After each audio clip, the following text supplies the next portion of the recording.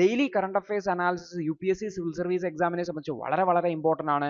അപ്പോൾ ദിവസവും current affairs analysis കണ്ട് മനസ്സിലാക്കി പഠിച്ച് മുന്നോട്ട് പോകാനാണെങ്കിൽ നിങ്ങൾക്ക് യൂട്യൂബിലെ ലേണേഴ്സിൻ്റെ മെമ്പർ കമ്മ്യൂണിറ്റിയിൽ ജോയിൻ ചെയ്യാൻ വേണ്ടി പറ്റും. അപ്പോൾ ലേണേഴ്സ് യൂട്യൂബ് ചാനൽ നിങ്ങൾ സബ്സ്ക്രൈബ് ചെയ്തിട്ടുണ്ടെങ്കിൽ ആ സബ്സ്ക്രൈബ് ബട്ടൻ്റെ തൊട്ടടുത്തായിട്ട് ജോയിൻ എന്ന് പറഞ്ഞിട്ടുള്ള ഒരു ബട്ടൺ കാണാൻ പറ്റും. ഈ ഒരു ജോയിൻ ബട്ടൺ ക്ലിക്ക് ചെയ്ത് മാസം വെറും 159 രൂപയ്ക്ക് നിങ്ങൾക്ക് കറണ്ട് അഫയേഴ്സ് അനാലിസിസുകൾ മലയാളത്തിൽ എല്ലാ ദിവസവും കാണാൻ വേണ്ടി പറ്റും. നവംബർ 30-ാം തീയതിയിലെ UPSC സിവിൽ സർവീസ് എക്സാമിന് റിലവൻ്റ് ആയിട്ടുള്ള കുറച്ച് ടോപ്പിക്കുകളാണ് നമ്മൾ ഡിസ്കസ് ചെയ്യാൻ വേണ്ടി പോകുന്നതായിട്ടുള്ളത്. അതിൽ ആദ്യത്തെ ടോപ്പിക് എന്ന് പറഞ്ഞാൽ നമ്മുടെ രാജ്യത്തെ GDP ഗ്രോത്തുമായി ബന്ധപ്പെട്ടാണ്.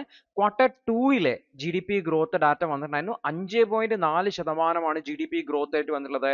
കഴിഞ്ഞ 7 ക്വാർട്ടേഴ്സിലായിട്ടുള്ളതിൽ ഏറ്റവും കുറവാണെന്ന് ഓർത്ത് നോക്കുക. കഴിഞ്ഞ കുറച്ച് നാളുകളായിട്ട് GDP ഗ്രോത്ത് റേറ്റിന്റെ ഡാറ്റ നോക്കുമ്പോൾ നമുക്ക് കാണാൻ പറ്റും ഡിസംബർ 2023 വരെ കൂടിയിട്ടുണ്ടായിരുന്നു. പിന്നെ കുറഞ്ഞിപ്പോൾ 5.4 എത്താണ്. നമ്മുടെ എക്കണോമി ഒരു റിസസീവ് ആയിട്ടുള്ള മൂഡിലേക്ക് മാറുന്നു എന്നുള്ളതിന്റെ ഒരു ഇൻഡിക്കേഷൻ ആയിട്ടാണ് നമുക്കിതിനെ കാണാൻ വേണ്ടി പറ്റുക എന്നുകൂടി ഓർത്തു വെക്കുന്നതായിട്ട്.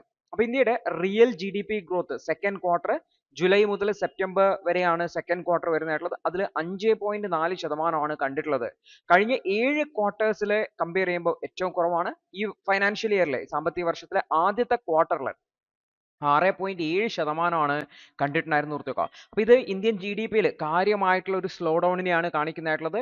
2023 Q2 ഏകദേശം 8.1% ഗ്രോത്ത് റെക്കോർഡ് ചെയ്തിട്ടുണ്ടായിരുന്നു എന്നുകൂടി ഓർത്ത് വെക്കുക. അപ്പൊ നമ്മുടെ പ്രധാനപ്പെട്ട സെക്ടേഴ്സ് ഒക്കെ നോക്കിക്കഴിഞ്ഞാൽ മാനുഫാക്ചറിങ് സെക്ടർ നോക്കിക്കഴിഞ്ഞാൽ ഒരു വർഷം മുന്നേ 14.3% ഗ്രോത്ത് ഉണ്ടായിരിക്കുക. ഇപ്പൊ 2.2% ഗ്രോത്ത് മാത്രമാണുള്ളത്. മൈനിങ്ങിൽ നോക്കുവാണെങ്കിൽ 0.1% കോൺട്രാക്ഷൻ ആണ് വന്നിട്ടുള്ളത്. കഴിഞ്ഞ വർഷം 11.1% ഗ്രോത്ത് ഉണ്ടായിരുന്നു. കൺസ്ട്രക്ഷൻ നോക്കുവാണെങ്കിൽ 7.7% ഗ്രോത്ത് മാത്രമേ ഉള്ളൂ. കഴിഞ്ഞ വർഷം അത് 13.6% ഗ്രോത്ത് ആയിരുന്നു ഫസ്റ്റ് ക്വാർട്ടറിന് സെക്കൻഡ് ക്വാർട്ടറിലേക്ക് വരുമ്പോൾ ഉണ്ടായത്.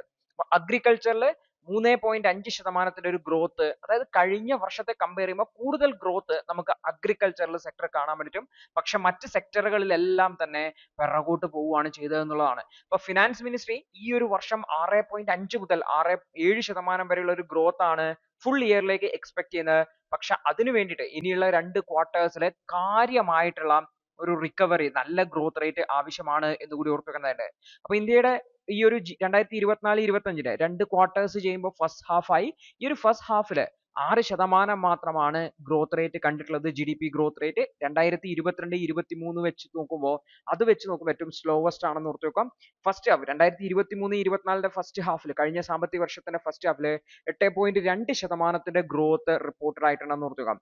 അതില് പ്രൈവറ്റ് കൺസംഷൻ നോക്കുവാണെങ്കിൽ 6% വർദ്ധിച്ചതായിട്ട് കാണുന്നുണ്ട്. പ്രീവിയസ് ഇയറെ കമ്പയർ ചെയ്യുമ്പോൾ പ്രീവിയസ് ഇയറിൽ 2.6% മാത്രമേ ഉണ്ടായിരുന്നുള്ളൂ.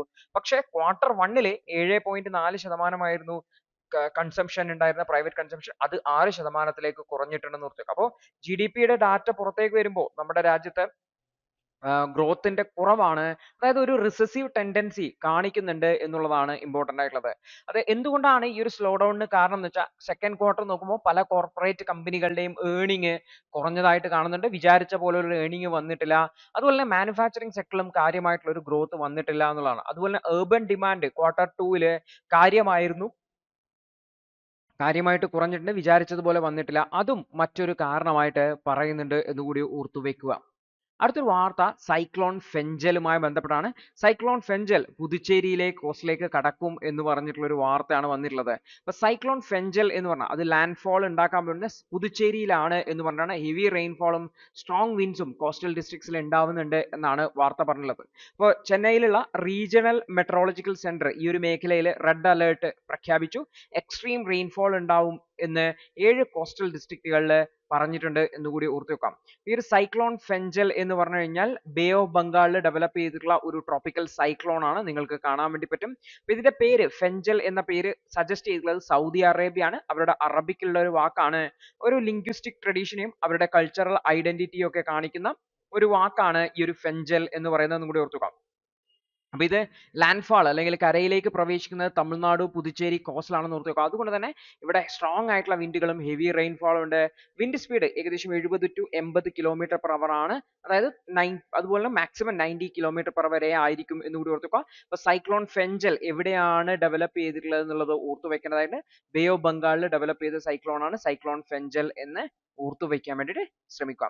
അടുത്തൊരു വാർത്ത, സിലിക്ക മൈനിങ്ങുമായി ബന്ധപ്പെട്ട വിഷയത്തില് നാഷണൽ ഗ്രീൻ ട്രൈബ്യൂണൽ ഇടപെടുന്നു എന്നുള്ളതാണ്.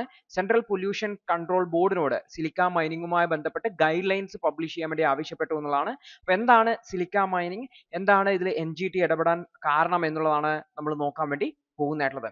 ഇപ്പൊ നാഷണൽ ഗ്രീൻ ട്രൈബ്യൂണൽ എന്ന് പറഞ്ഞു കഴിഞ്ഞാൽ പൊല്യൂഷൻ റിലേറ്റഡ് ആയിട്ടുള്ള വിഷയത്തിൽ ഇടപെടുന്നതിന് വേണ്ടിയിട്ടുള്ള ട്രൈബ്യൂണൽ ആണ്, സെപ്പറേറ്റ് കോടതിയാണ്. കഴിഞ്ഞ ദിവസം നാഷണൽ ഗ്രീൻ ട്രൈബ്യൂണൽ വിഷയങ്ങളിൽ ഇടപെടുന്നത് നമ്മൾ ഡിസ്കസ് ചെയ്തിട്ടുണ്ടായിരുന്നു.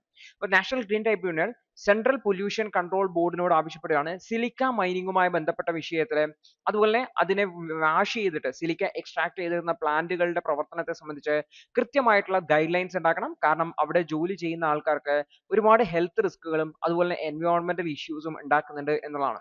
അപ്പൊ ഈ ഒരു വിഷയവുമായി ബന്ധപ്പെട്ട് ഇല്ലീഗൽ ആയിട്ടുള്ള സിലിക്ക മൈനിങ്ങുമായി ബന്ധപ്പെട്ട സിലിക്ക സാൻഡ് മൈനിങ്ങുമായി ബന്ധപ്പെട്ടുള്ള വിഷയം ഉത്തർപ്രദേശിലെ വിഷയം NGT കേൾക്കുമ്പോഴാണ് NGT ഈ ഒരു CPCB-നോട് സെൻട്രൽ പൊല്യൂഷൻ കൺട്രോൾ ബോർഡിനോട് 3 മാസത്തിനിടയിൽ കൃത്യമായിട്ടുള്ള ഗൈഡ് ലൈൻസ് ഉണ്ടാക്കി അത് സർക്കുലേറ്റ് ചെയ്യണം എന്ന് ആവശ്യപ്പെട്ടിരിക്കുന്നതെന്ന് ഓർത്തു വെക്കേണ്ടതായിട്ട്. അപ്പോൾ ഇത്തരത്തിലുള്ള ഒരുപാട് സിലിക്ക മൈനിങ്ങിലൊക്കെ ഇറഗുലാരിറ്റീസ് ഉള്ളതും സിലിക്ക സൈൻ മൈനിങ് ഓപ്പറേഷൻസിനെ കൃത്യമായിട്ട് റെഗുലേറ്റ് ചെയ്യാത്തതിനെ കുറിച്ചും അതുപോലെ തന്നെ ഇല്ലീഗലായിട്ട് മൈനിങ് ചെയ്യുന്ന കമ്പനികളുടെ മേലെ പെനാൾട്ടി ഇമ്പോസ് ചെയ്യാത്തതിനെ കുറിച്ചും ഒക്കെ കോടതി വളരെയധികം ക്രിട്ടിസൈസ് ചെയ്തിട്ടുണ്ടെന്ന് ഓർത്ത് വെക്കുക. ഈ ഒരു സിലിക്ക സാൻഡ് വാഷിംഗ്, ഇത്തരത്തിൽ എക്സ്ട്രാക്ട് ചെയ്തതിന്റെ സിലിക്ക സാൻഡിൽ നിന്നും മണ്ണിൽ നിന്നും സിലിക്ക എക്സ്ട്രാക്ട് ചെയ്തെടുക്കുന്ന സിലിക്ക SiO2 എക്സ്ട്രാക്ട് ചെയ്തെടുക്കുന്ന പ്രോസസ്സിൽ അത് ഒരുപാട് ഹെൽത്ത് റിസ്ക് ഉള്ളതാണ്. ശ്വാസകോശത്തിലേക്കൊക്കെ വന്ന് ലങ് ഡിസീസുകളൊക്കെ ഉണ്ടാവാൻ സാധ്യതയുണ്ടെന്ന് ഓർത്ത് വെക്കുക. ഇത് സിമെന്റ് നിർമ്മാണത്തിലൊക്കെ ഉപയോഗിക്കുന്നതാണ് സിലിക്ക എന്നുകൂടി ഓർത്ത് വെക്കുക. ഈ ഒരു സിലിക്ക ഡസ്റ്റ് ഇൻഹെയിൽ ചെയ്യുന്ന വഴി ആരോഗ്യ പ്രശ്നങ്ങൾ ഉണ്ടാവുന്നുണ്ട്. അപ്പോൾ അത് ഒഴിവാക്കുന്നതിന് വേണ്ടി കൃത്യമായിട്ടുള്ള ഗൈഡ് ലൈൻസ് പബ്ലിഷ് ചെയ്യണമെന്നാണ് ആവശ്യപ്പെട്ടുള്ളതെന്ന് കൂടി ഓർത്തു വെക്കാം.